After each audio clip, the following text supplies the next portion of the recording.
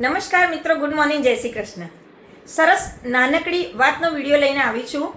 જો ભાગવત વાંચ્યું હશે તો ખબર હશે, છતાંય જણાવું છું, જેમને ના ખબર હોય એ લોકો પણ જાણી લે કે શ્રી કૃષ્ણ ભગવાને ગોવર્ધન પર્વત કેમ ઉપાડ્યો હતો.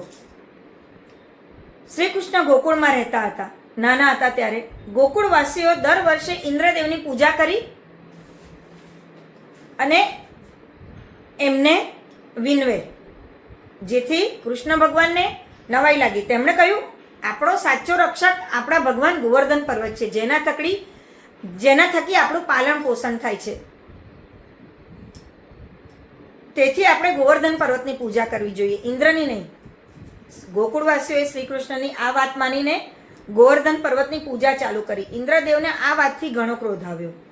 તેમણે ગોકુળ પર ભારે વાવાઝોડું, વરસાદ, તોફાન વગેરે મોકલ્યું.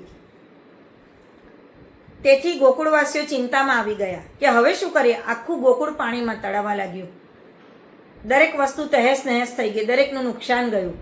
ત્યારે શ્રી કૃષ્ણએ પોતાની નાની ટચલી આંગળી પર ગોવર્ધન પર્વત ઉઠાવી લીધો અને બધા ગોકુળવાસીઓ એની શરણમાં આવી ગયા